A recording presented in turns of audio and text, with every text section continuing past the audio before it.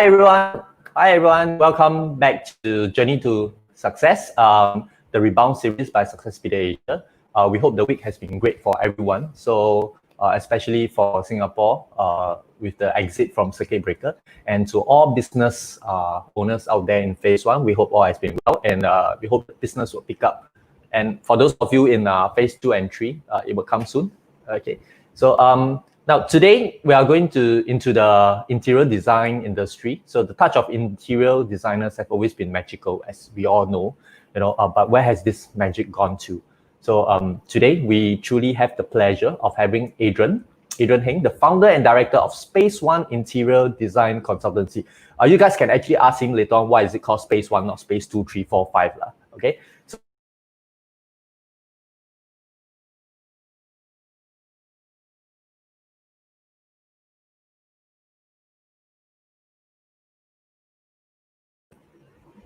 Sorry.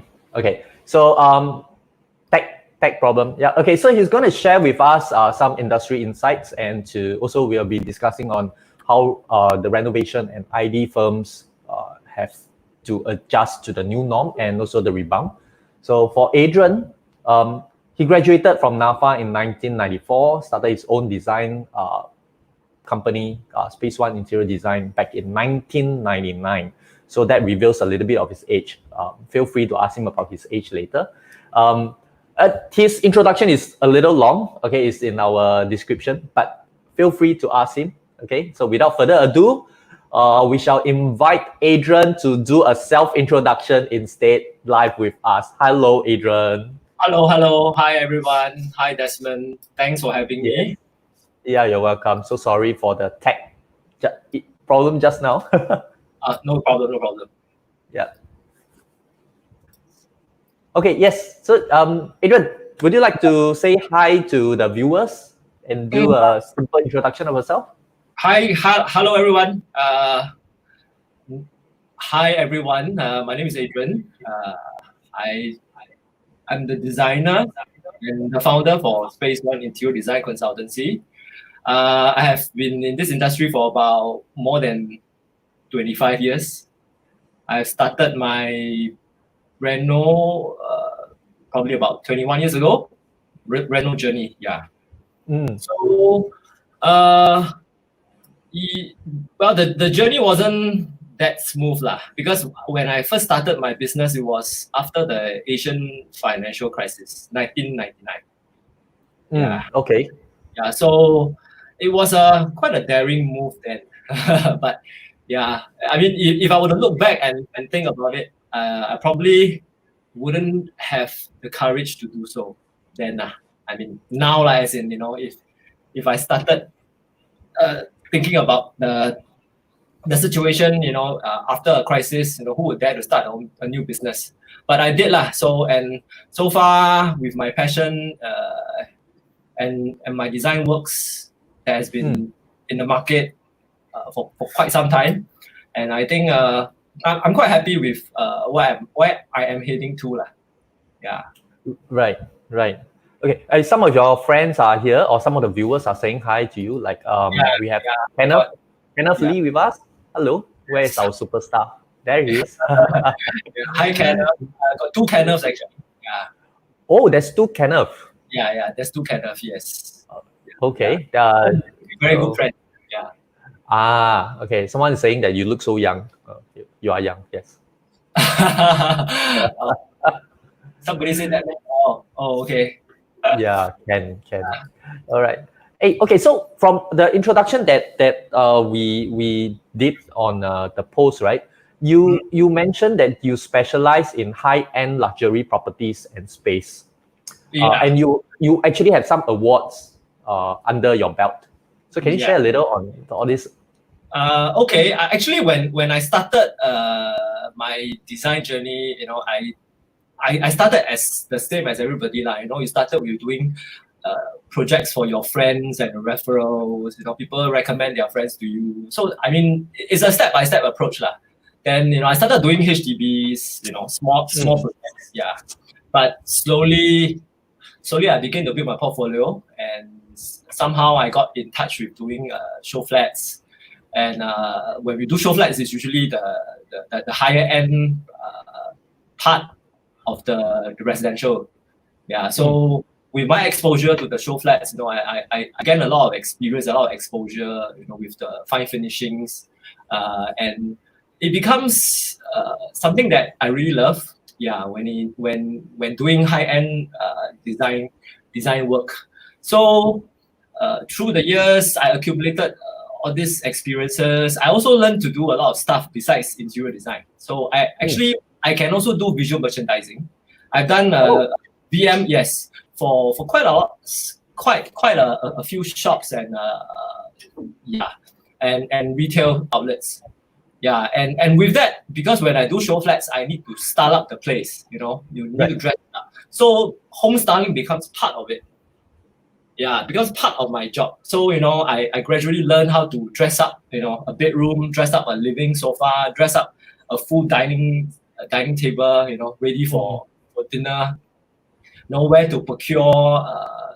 What you call that? Where to procure all the accessories, buying all the flowers, and I also know how to do a floral arrangement.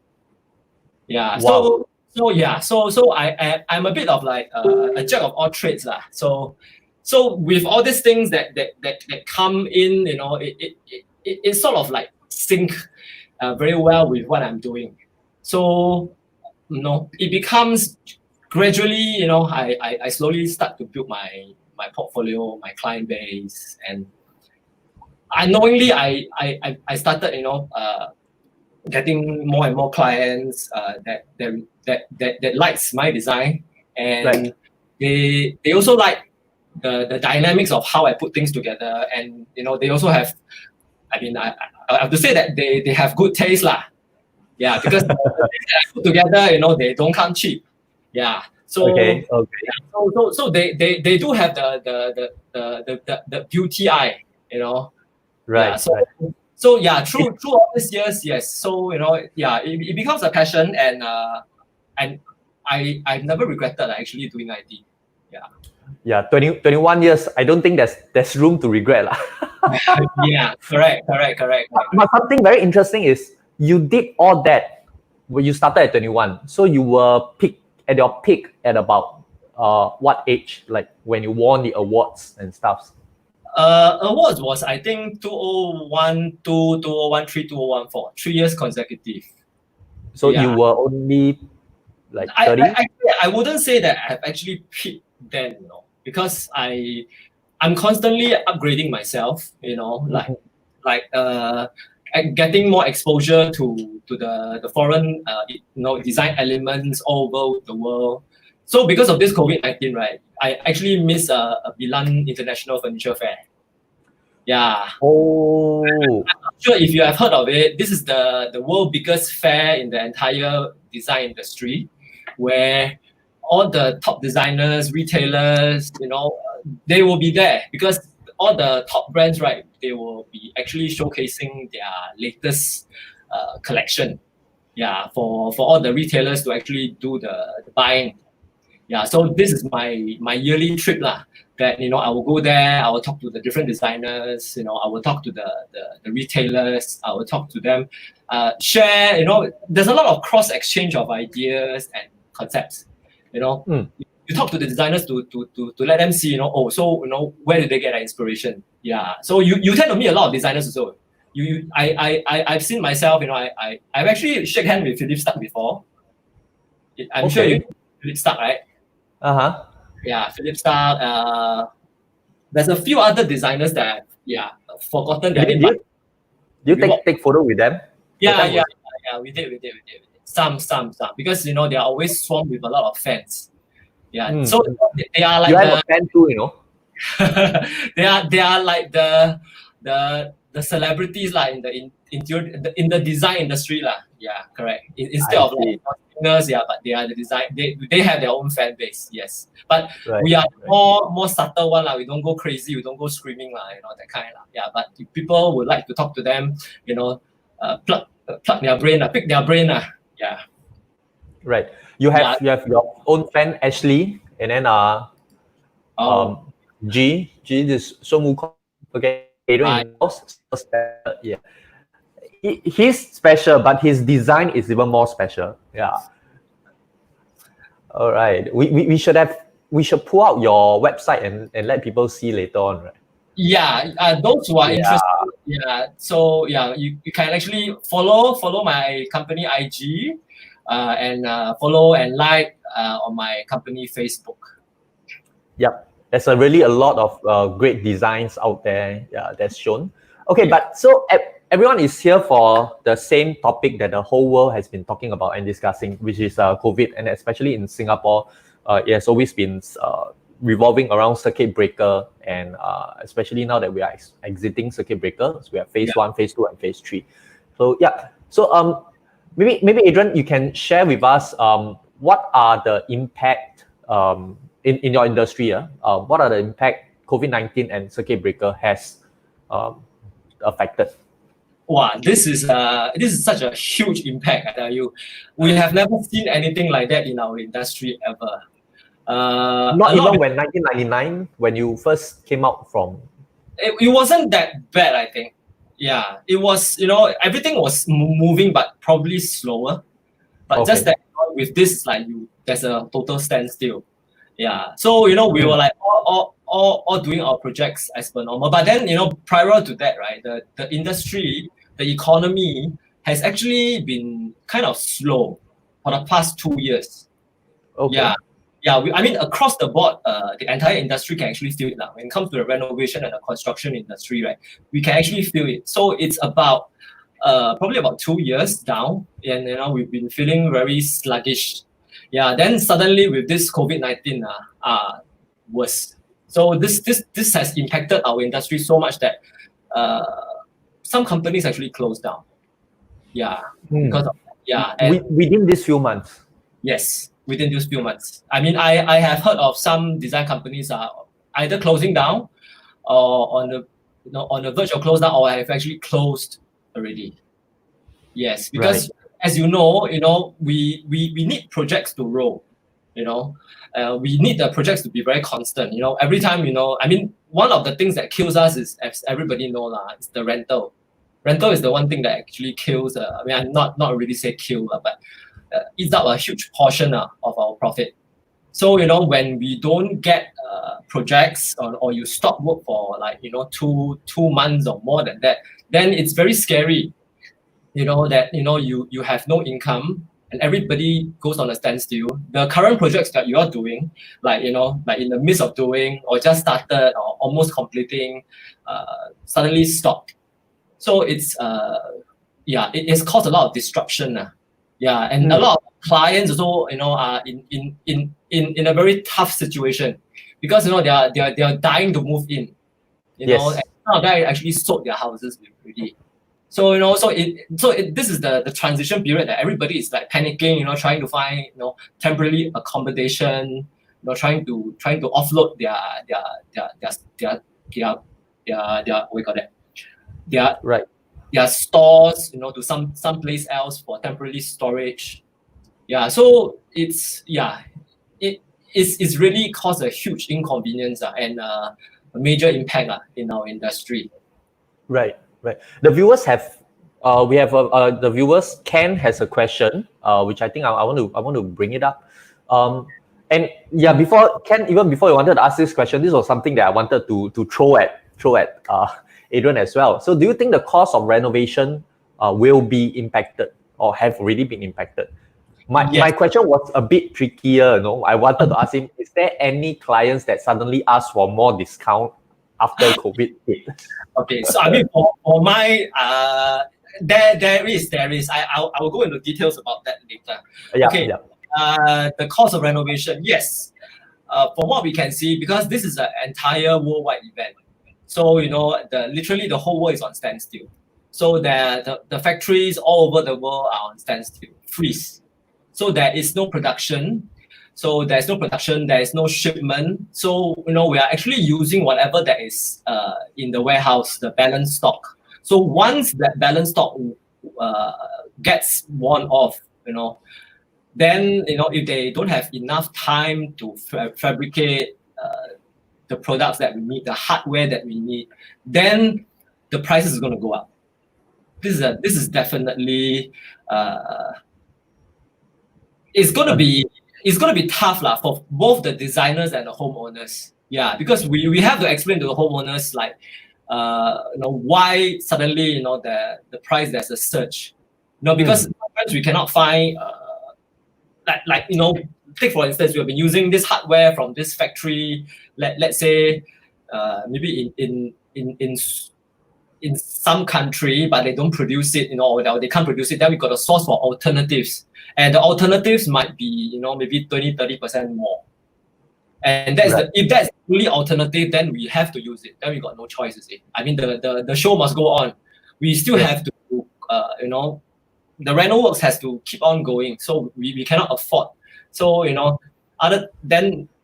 that's the case where we have to compromise lah. So we will try our best to give the best price that we can for our clients without sabotaging too much of our profits lah. I mean, we still got to make a living, no matter how it. Yeah. So of course. yeah. So there will be. So we are actually adopting a wait and see situation, and to see what's the stockpile for the hardware that's available now in the storage. So we are going to be depleting it very soon, because you see, with 2 months of no work, when everybody starts getting back to business, there's going to be a huge surge of orders. Right. Yes, and with this huge surge of orders, a lot of people will be definitely will take the chance to stockpile. Yeah. So prices definitely. I can't say for sure lah, but I hope not. But we never know. Yeah. Okay, so Ken, we hope Adrian has managed to answer your question. So I think on top of that question, I'm just wondering, because you mentioned about stockpile, everything, and then the prices, and then with the lack of resources and stuff like this. What is going to become a new norm for the renovation company? Okay. What is going to become a new norm? Okay. With the new regulations for the workers to social distance themselves on job site, actually it's something that is almost impossible. I mean, we are having a lot of issues with a lot of the submission works that is required now for the workers. As you know, right, a lot of workers are illiterate. They are in their 50s, 60s, 70s. They probably are illiterate. They don't have a computer. And BCA requires all the workers to actually pick up a safety course online.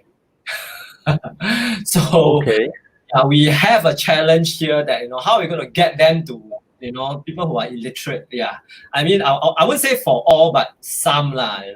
So yeah, and more so when we're doing projects on site. Let's say carpenters, electrician. So usually sometimes they have to work together. Same group. Two, 3 different groups of people on the same site itself, because we need to coordinate them together. And knowing that how small Singapore apartments or houses are, right? How are you going to social distance themselves inside a small apartment? Probably you can't, correct? So yeah, and okay, even if it's just one team of people like electrician or a carpenter, like a team of carpenters inside, you can't expect them to social distance. They have to help each other carry the cabinets, screw, mount, and things like that. So they will be in very close proximity. So it's very, very, very, very difficult. So we are trying our best to maneuver around this and try to figure out how to do this best. But what we can say is, project wise, we're going to take much longer time to complete. This is Right. going to be the new norm. Yes, because if you take about 1 month, 2 months to complete a normal project, then probably you need 3-4 months to do so. Because you can only send in one team of people to do work on one day. Yep. Whereas for us, we when we do renovation works, we want the project to be finished off ASAP. So we can move on. Yeah. So when we pack our schedule, tight, we are able to accomplish more. Yeah, Yep. we can actually handle a lot more projects in the year. But if we are looking at one day you cannot have one team in, and if that team needs like 7 days, now it takes to 14 days more. So then literally the entire reno schedule or timeline is being stretched. Yeah. So it's going to be very tough, for us to handle the timeline.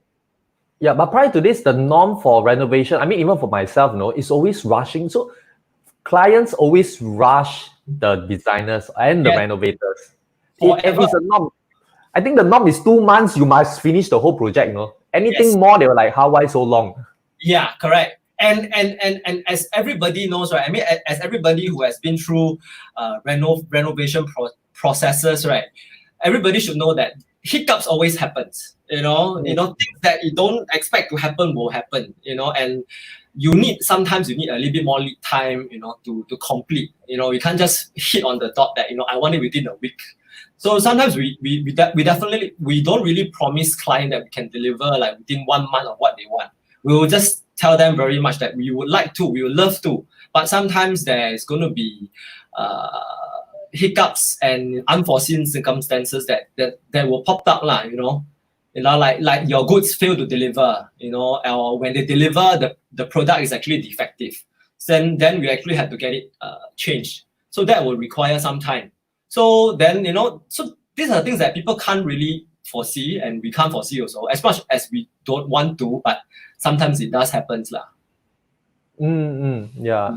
So how about the norm for selection of okay, so take for example, when someone wants to buy the toiletries, not toiletries, the basin and all this, right? Shower. Yeah. Okay. Usually you'll go down with them, or they have a list to pick from, or they'll Okay. go down with it. For me, I am very particular. I don't leave things to chance. As you can, I don't know if any of my clients is actually watching also. So for me, I will select every single thing. So right down to the toilet bowl, the bidet, the hand mixer, the shower, the handle, even to the rack, and even whatever they want to put in the toilet. These are the small little details, lah. Yeah, but I don't leave it to chance for them to choose by themselves. No, I can't. I mean, this is the perfectionist in me, lah. I want everything to be perfect, so I cannot leave it to chance. But I mean, for clients that have worked with me before, they know, lah, to leave it in my good hands, lah. So usually, sometimes, most of the time, I'll go shopping with them. Yeah, I will bring them to a few shops to select, to tell them. So these are the things that is approved, that I think is suitable.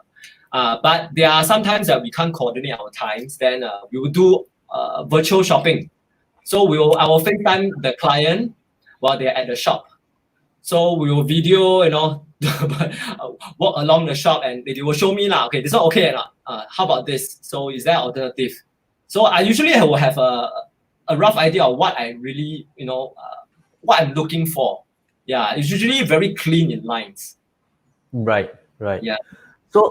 So now that we are exiting from circuit breaker, it's also that you can't go shopping, and you have to do virtual shopping with your clients now. My client can't even shop. The shops are not even open, I think. Yeah. Okay. Yeah, not even open. But when do you have any idea when are they going to exit the circuit breaker? I really hope that they can exit fast, because I'm actually handing over one apartment on Thursday night. That means tomorrow. I'm handing one. Yeah. For me, for my projects, for all my projects, usually when I do the project, it's pretty much turnkey lah. Okay, so at the end of the project, about 1 week or so before the project is being handed over, the client is actually barred from coming into the apartment, so they are not allowed to come into the apartment. So this is the mutual understanding and the agreement that I had with all my clients lah. So this is where I do my magic. So this is when all the carpets, the curtains, the sofas, the soft finishings, everything starts coming in together. The wallpaper is being applied, things like that. So once everything comes in, right, then I will set a date for the unveiling. Yeah. So I do the unveiling actually on my IG story. So for people who are interested, follow my IG and you will be able to see the unveiling of the apartment. Yeah. So we will get to see your clients' wow face, like oh. Probably if they allow me to film them, lah. Yeah. But most of them, I wouldn't say most of them. I think all of them are actually wowed by the transformation that I have for them. Okay. Then so for viewers that are watching live with us, or even after when they rewatch this video, right? When they are renovating or when they are preparing to renovate during this season, what are some things that they can do now to help them prepare better or to work with the ID companies better? Okay, one very important thing is about your time factor. So when you want to do renovation, especially after the circuit breaker, you have to factor in more time. Yes, and you have to factor in your lodging, your accommodations for the time being, just in case if you don't have the timeline to move in, within the time frame that you want. So you must actually be prepared to store all your stuff in storage facilities, and move to maybe a service apartment. That's what some of my clients are doing lah. So some of my clients are actually staying in service apartment while their apartments is being renovated, and some of them actually are staying with friends or renting apartments, renting a room from some of their friends. So so you need to take that out of the equation, so that if there is a hiccup, or the reno period requires longer time frame, then you don't have to worry. You don't have to panic. Like I'm homeless. Can you imagine it? Yeah, you have all your suitcase packed now, but then your house is not ready. You are being chased out of your current one, because a lot of people, what they do is they buy and sell. So they bought a new one and they sold their current one. So the transition time is about 2 months, you see. Yeah. So I mean, unless you can talk to the new home owner to let you stay, you pay rental for another 2-3 months. That's a different story lah. But most people when they buy, they want to stay, you see. So yes, time frame is one crucial factor. Yeah. And one other thing that they can better prepare if they don't have the time is scale down on the renovation. Scale down on the renovation, depending on how much renovation you want to do, because you see, sometimes everybody has got different concepts of their dream home. So some may just buy a very old apartment, to demolish everything out, clean out the whole entire apartment, rip out the floor, ceiling, redo all the toilet, kitchens, So basically, when we are talking about this scale of renovation, right, you probably need about 2 to 3 months, tops. Okay. Yeah, but if you don't have 2 to 3 months to spare, but in this case, where if you have the new measures in, we probably need 4, 5, 6 months just to complete the same project. You never know. Yeah. So in order not to waste time, then you have to cut back on the reno. Do only those that is necessary. So those necessary. Yeah, the essentials. Yeah, the essentials. Yeah. So you probably can't have your dream home lah. If you buy one that is very, very old. So you actually work back that when you start hunting for a new house, hunt for those that is like renovated recently, couple of years, like maybe about 3, 4, 5 years ago. The condition is still okay. Yeah. So you do minor makeup. You don't have to hack out the entire thing. Yeah, but when we do the total overhaul for an apartment or a house, yeah, we're expecting time frame of definitely a lot more, maybe twice the time frame needed. Yeah, for the normal Right. Yeah. Hey, since while you're talking about the time frame, right? Ken has this question. I think this is also very related to time frame because he was asking, do you expect the materials from Europe to be more expensive? And Actually, versus actually, we expect not only from Europe. Actually, we expect the materials to go up throughout worldwide, everywhere, everywhere, even from China. Europe to China to Malaysia to anywhere in the world that produces hardware, produces materials, everywhere. Right. Yeah, it's not just Europe. It's not just Europe. Yeah, I mean Europe is of course the leader when it comes to a lot of the hardware. The fittings. I mean they are the top notch lah. So now top notch is going to be even top lah. So more and more expensive. And because Okay. of that, and because you see a lot has to do with raw material. Yes. So when okay now they're saying that the oil has plunged up to a negative, but then again a lot of things actually because everything stopped, you see. So when things starts gearing up again, everybody starting rebooting the engine again, right? The oil price might surge again. You never know. So there is a uncertainty now. We do not know what to expect. So we're just treading very carefully along the way and plan our move slowly lah. Right. So it's sounds very challenging to me lah. It is very challenging. I mean Ken was saying that like source materials from countries like China, which may look identical and possible okay quality to manage the client's budget. Yes, we do that all the time. Yes, I mean we do that all the time. Yeah, I mean we have different tier. Depending on your expectation. You want Italian kitchens using China hardware, we can do that. But of course there is a difference why the Italians are so good and why China are always doing a copy of what they have. Yeah. So Right. that being said, yeah, I mean it's gonna be across the board from what I think. Okay. So the back to the time frame question, right? So with the products or the resources coming from different countries, like if from China and versus from Europe, which one has a shorter time frame to actually be Of course, in Singapore? Of course, China is faster. Yeah, China is faster, and because China they bulk produce, they mass produce, they do everything in gigantic quantities. So rest assured, when they start manufacturing, right, it will be in full steam and full speed.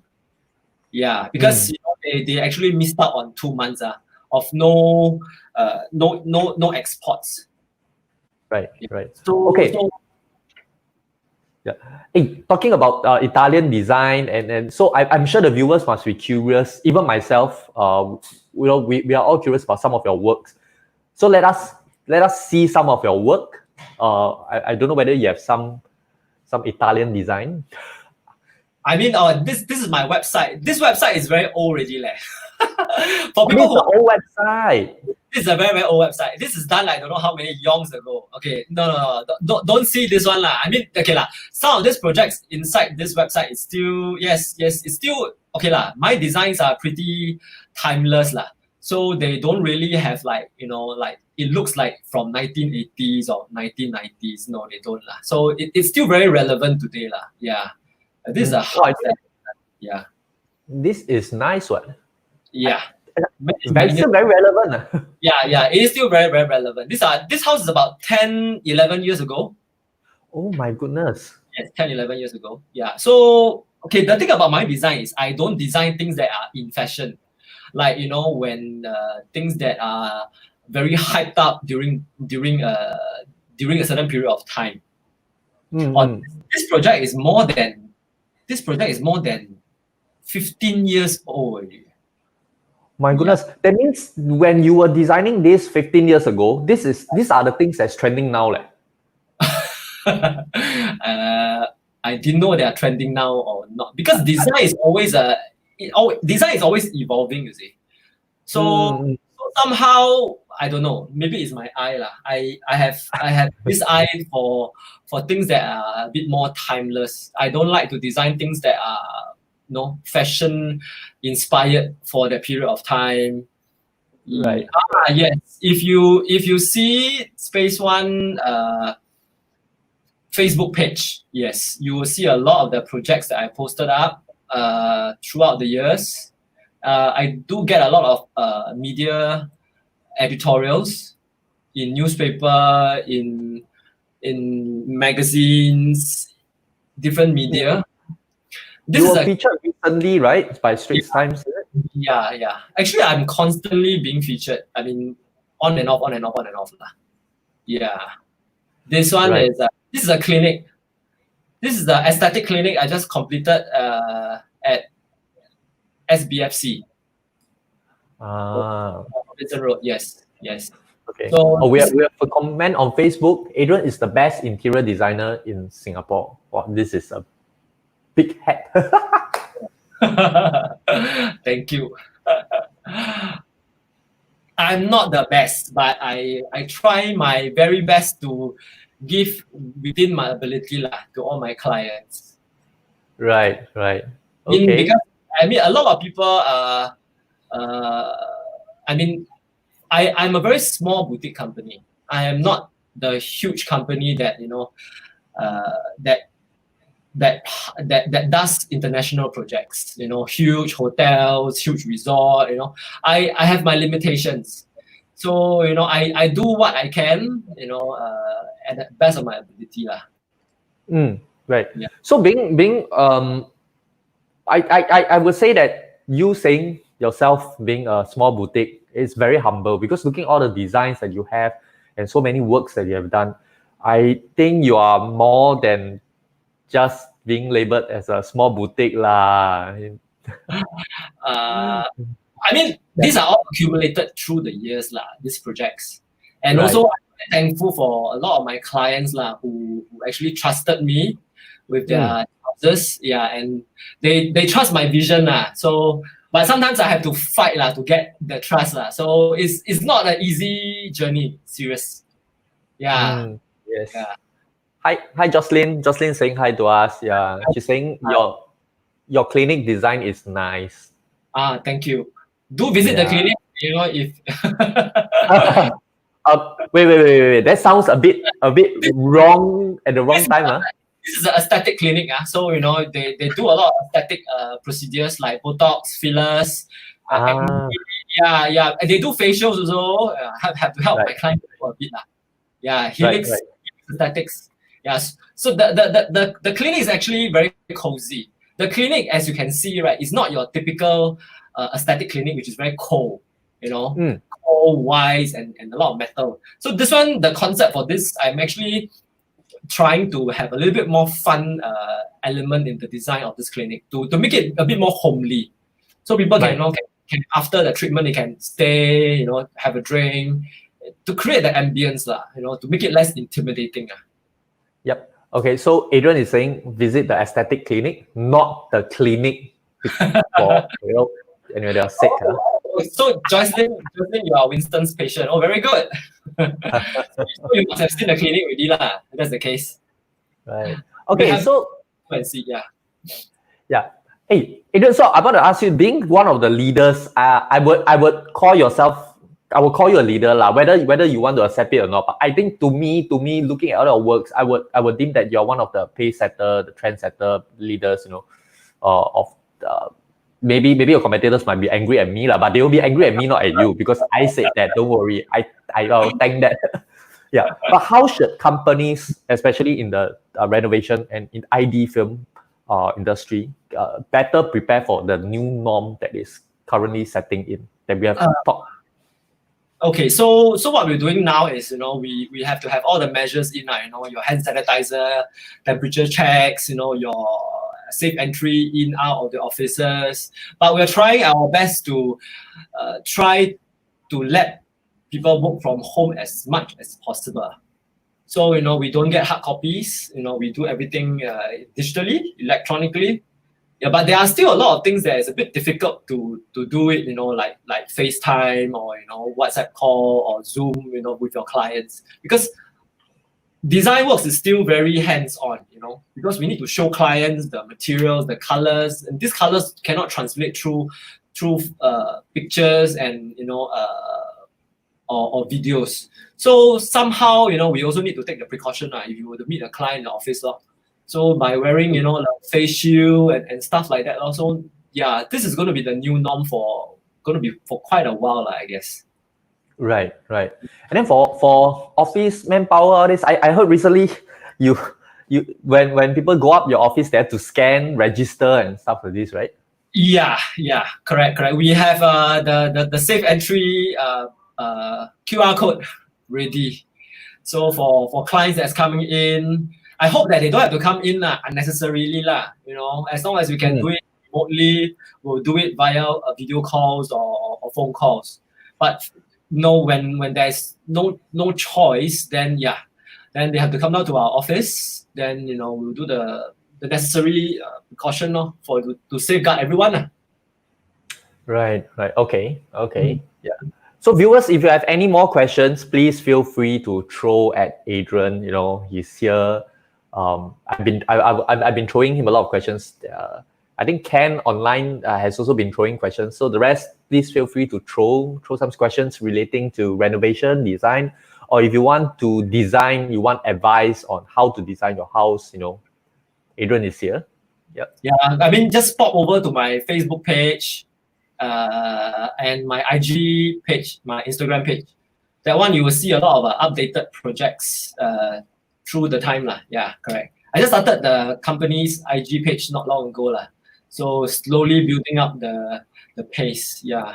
So that is where I will do all the how should I put it? Reno progress. So I don't have to tell the client, today what I'm doing. I say I'll make sure that they go and check their IG. So I will when I do my site inspection, right? I will do an IG story. I'll walk through. I will. It's like having a renovation talk like that. So I'll walk through the IG story. Then I will post it out on my IG story. So people and all my clients will actually get the first-hand information. Yeah, and sometimes their friends will kepo also go and look at their house reno. Yeah, but that is open for everybody to see . Yeah, correct. Right. Okay. Now, this question comes along when remember we mentioned about a lot of businesses were closing down, especially in the ID firms, renovation. So because of the turnover, they need to roll, keep the accounts rolling, Yeah. But how can businesses be ready for the rebound of the economy? We're talking about the rebound of the economy where all businesses starts to exit the whole circuit breaker and everything starts to get back to the old near the old norm. So we call it the new norm instead of waiting like a sitting duck for things to happen. I think first and foremost is upgrade the productivity of the workers, because during this period of time when everything is still a bit in limbo, not doing much, then it's a very good idea to actually send them for skills upgrade. Yeah, and as we know that the government is actually trying to cut down on the reliance on foreign labor, so we are trying also to teach, maybe train new skills to the current workers so that they know more, they know something additional, so they'll be more productive in this sense. Yeah. Right. So if we were to be able to connect you with schools, then do you work with schools, like having the interns and then start training your own disciple? Yes. I graduated from Nafa, so usually I have interns coming in from Nafa. Nafa meaning Academy of Arts. Yes. It's my alumni, so usually I will give priority to Nafa when I get my interns. Yeah. Right. Yeah. Right. Nafa was my dream school. Your dream school? What do you want to? What do you plan to study? No, I at that time I was only 16. I failed my first O level. So I think the viewers might be laughing lah. Yeah. So I failed my first O level. So I actually wanted to go Nafa, not because I failed my O level, because I aced in my arts. Okay, that's very good. Yeah. So I really wanted to go into design. At that point, at that age, in the 19, yeah, when you first started your company. So I love designing. So I really wanted to do, in fact, anything to do with design, interior design, fashion design, anything, as long as I can. Yeah. So I didn't like in the end. But during that period of time, Nafa is, I mean, it still is lah. But during that time, there's only a few art schools in Singapore, you see. Correct. Yeah, I think, do they have LaSalle? Yeah, I think they do that. But there's only a few art schools. Yeah, so there's only this couple of schools there, and Nafa is supposedly the best then. Yeah. Yep. So yeah, I married my wife because she's a designer as well. Oh really? Yeah. So what does she design? She's a 2D designer, graphics. Oh, graphics. Okay. Yeah, graphics. Some of them call them layout artist or designer.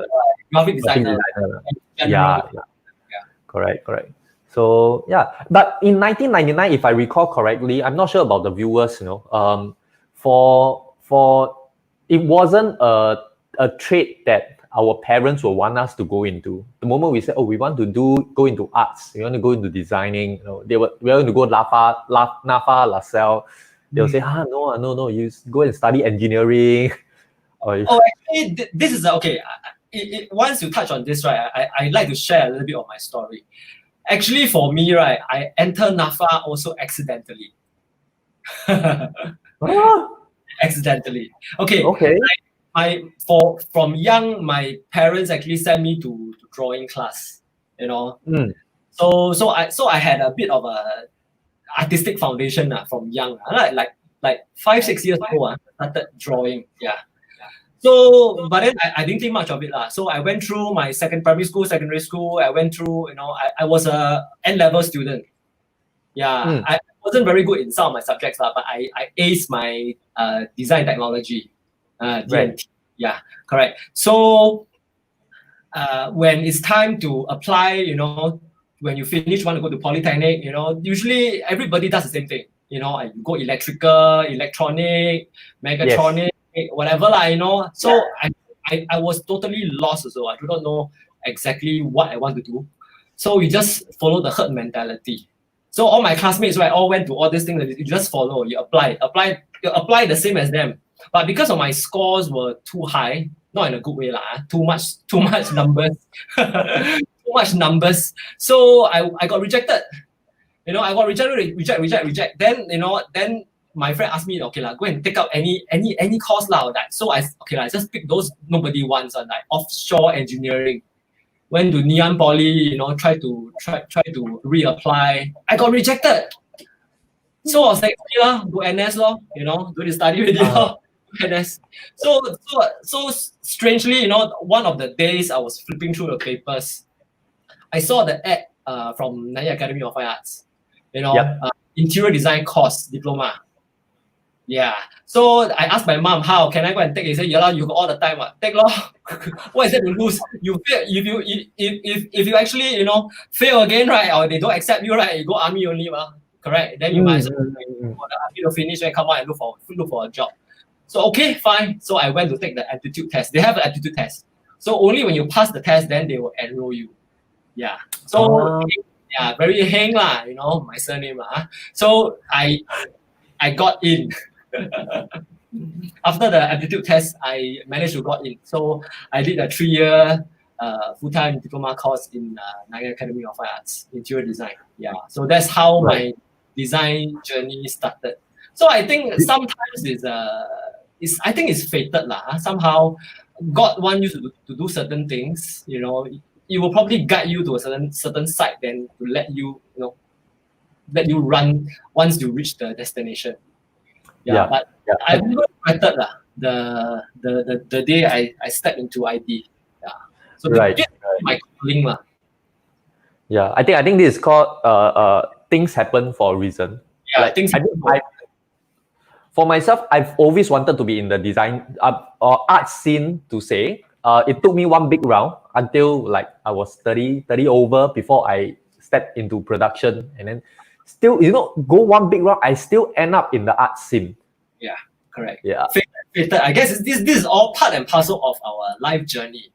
It's like very much, this is the predestined path that you're supposed to take. And so that's why I say, everything happens for a reason, which I totally agree. Yeah. So maybe COVID happened for a reason as well. Yes. I mean, the thing is, try to see the positive in the negative. So correct. hopefully, we will be able to take a lot more from this. I mean, everybody will always remember 2020. Yeah, it's a very special year. Yeah, for so many things that has happened, a lot of people suffering, so yeah, we really have to count our blessings that we are still able to do what we love and make a living out of it. Yep. In fact, because I'm doing a PR write-up for this startup, manpower startup, so I think I wouldn't mind sharing here as well. So they started their company in 2019 November. Wow. 2019 November. Okay, last year. End of last. Yeah. Right. 3 months later, COVID full boom, and then But the thing is that they were a HR company. They left their previous business and then they started a new business into human resources. So it was, and they panicked initially, but in the end, there were a lot of gaps during this period of time, especially for part-timers, people losing their job, they needed to find jobs. So I was telling them the same thing. I think maybe things happen for a reason, and it's really a blessing in disguise for them, Yeah. So I mean, I don't know whether for them, if COVID doesn't happen, whether will they be able to have their startup as smooth as it is now. Oh, okay.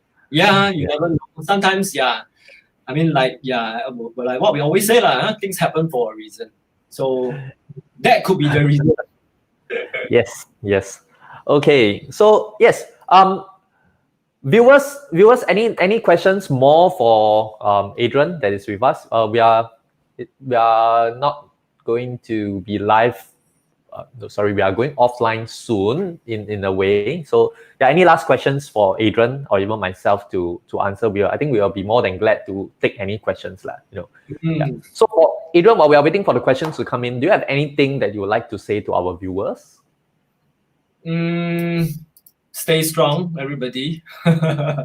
Keep healthy, because from this COVID-19 circuit breaker, right, you see two types of people: the lazy ones and the hardworking ones. The lazy ones. When you say stay strong, okay, so fun fact, Adrian has always been, I follow him on Facebook. He has always been doing a lot of exercises. He has been posting it live, not live, right? Is it live or no? No, not live. Pre-recorded. Yeah. So when you say stay strong and the lazy ones, do you mean exercise or both? I know I'm the lazy one. Both lah. Because you see, okay, I mean, when I go into this circuit breaker, right, I don't know what to expect. So the first few days of the circuit breaker, I was pretty much in the daze. I don't know what to do. I'm the one that keeps running outside. I don't like to stay still for too long. I will go crazy, right? I'll get cabin fever. So for me to stay at home like more than 3 days, right? I was like, oh my God, I'm going to die. No, like there's nothing to do. So you cannot expect me to watch Netflix whole day. I don't play games. So I mean, although playing games, it can waste a lot of time, it's a good time. Avenue to actually drain out the time, but for me is I don't know what to do. So by the second day, right, I told myself, okay, this 1 month, 2 months, right, I'm going to make the best out of it. So I'm going to do things that I don't normally do. Okay, I do cook once in a while, but I haven't been so hardcore. Okay, so for this, right, I told myself I'm going to learn new dishes, try out experiment food and things like that I like to eat, and I cook myself instead of buying. So with the cooking, right, so when you cook, you need to prep. So prepping, cooking, washing, cleaning, you take up your whole morning, afternoon already. Yeah. So so basically I know a couple of hours has been taken up for all this cooking. So I get a small time frame afternoon to rest. Then I will start with my workout. So because I like to run outdoors. Okay. So but I'm afraid to run outdoors. So I told myself, okay, I'm not going to run outdoors for this period of time. So I'm just going to do workout. So I went to search online and found a lot of workout videos. So I just follow them. So my routine is basically, workout, so I'll cook lunch, I'll rest, I'll work out, then I'll rest a little bit more. Sometimes I will FaceTime with some friends, to have FaceTime dinner and stuff like that. So you meet up with some of the friends online. Yeah, so that's how my day goes on. And I'm quite surprised that I can actually survive, like and counting. Yeah. Right. Yeah. We have two questions coming in. I think one sent me almost laughing out loud. Okay. Ken asked, my sister asked if you are single. Yes. Ken asking a silly question. He knows me very well. Yes, I'm still recommend somebody. Yeah. Okay, single and available viewers. Yeah, make sure it's good, yeah, Ken. Okay, we have a question from Nina. Yes, Nina. Renovation cost for a 4-room BTO flat, and what are some of the renovations required? It actually depends on your requirement of renovation. Everybody got different sets of requirement. How much they want to reno a BTO. Because when you talk about BTO, I think you need to do up the kitchen. That's for sure. I think I don't know if they have air cons or not. So you you need to actually draft out a list of what are the things that that you need in the new house. Are you using back existing furniture? If you're using back, then you probably don't have to buy so much. Yeah, but if your BTO is an odd shape, then you might need built-in cabinets, more built-in because of the odd shape that you cannot find furnitures that you can purchase from the store. So it all depends. 4-room BTO. I give you a rough gauge but not that accurate. So because everybody got the requirements are pretty different. So sometimes it can 4-room can be from as low as up to 30,000-50,000, up to maybe 80,000-90,000, depending on what you want to do. Yeah, depending on what kind of fittings you put in, what kind of requirements, how much you want to do. Because when you get a BTO flat, it's basically an empty shell. So how much you want to throw in depending on your budget. Yeah, right. So it depends a lot on your budget, but then also try to make the budget reasonable, Yeah, you don't expect build a ship, but you only want to pay for a spanner. You know what I mean? Adrian, I think Nina when Nina asked that question, right? I don't know whether she included the furnitures, because so I think for laymen, people like us, not in the industry one, right? So when we talk about renovation, to us is without furnitures. But I think for ID, it comes along with the furniture because you already designed the whole feel and flair of the house, how it's going to be like. So you, like you mentioned, you will choose the furnitures too, right? Okay, for me, it's a bit different. For me, is I custom design all my furniture. So the furniture that you see in the pictures of my design, they are all designed by me. I don't buy. Yes. Oh, okay. I don't buy. So that becomes a part of the renovation cost. Yes. But for normal owners who are renovating, they usually will have a budget. They will have their electrical budget where they buy, their TV, their fridge, their washing machine, whatever electronic appliances, they will set one aside for electrical budget. Then they will have a rental budget. The rental budget will include like you do out your curtains, your false ceiling, your lighting, your built-in cabinets, your TV cabinets, your feature wall, your mirror feature wall, or your master bedroom headboard, your side table, your study table, your wardrobes. So these are the rental budget we're talking about. Then they also have an amount for furniture, like they want to go and buy a sofa, a dining table, dining chair, a bench, an armchair, a stool, whatsoever. So usually they will have different budget, but it depends on each different client, like how they want to factor this thing. Some client will tell me, okay, I will have like 80,000. This is all I have. Get everything settled in. So include everything inside this 80,000.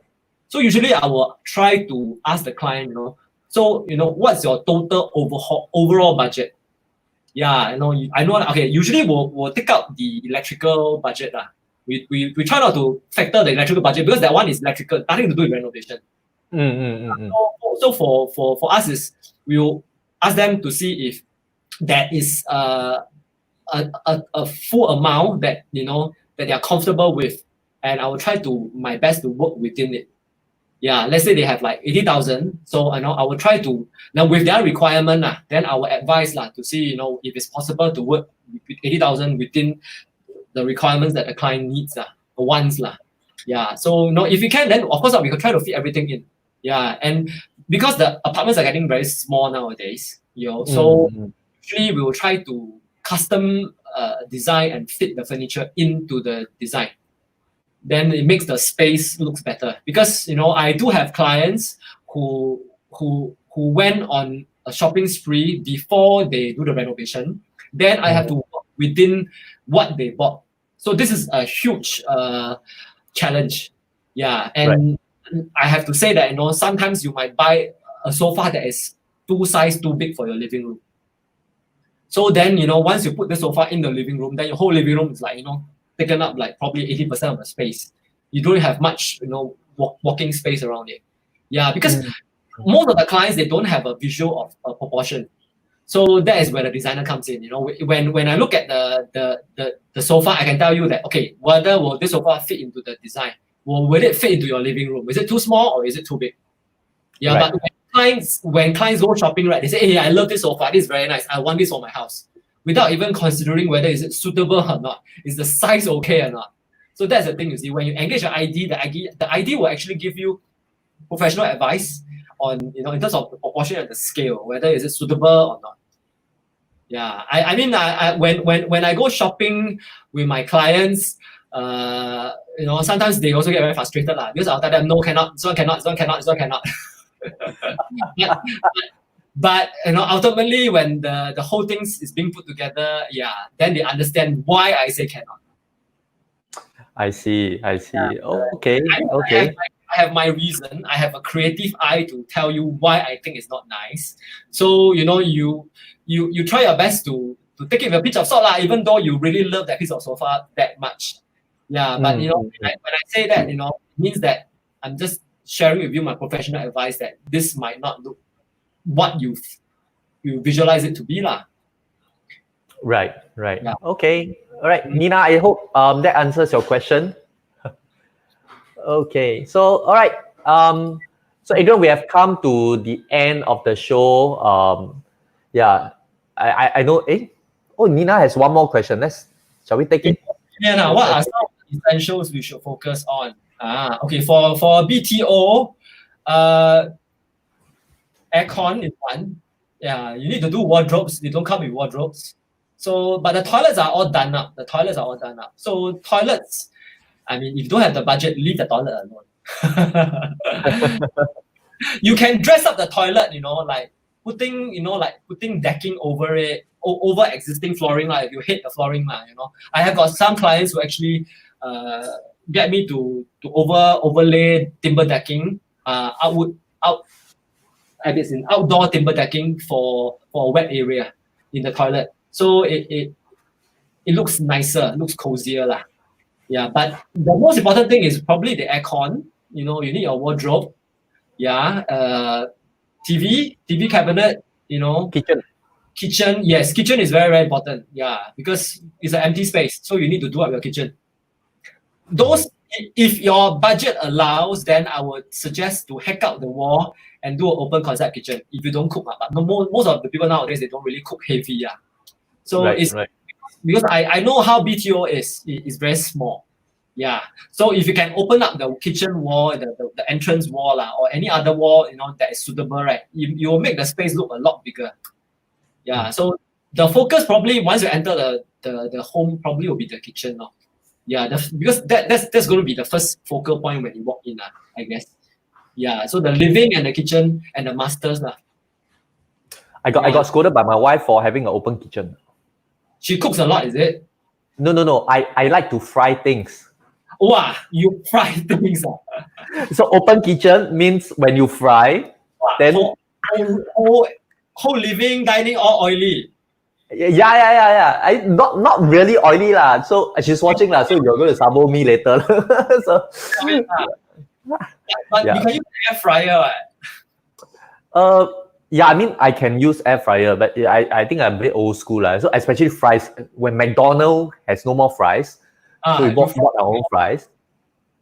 Yeah, fried deep oil. It still tastes the best lah to me. Yeah, of course.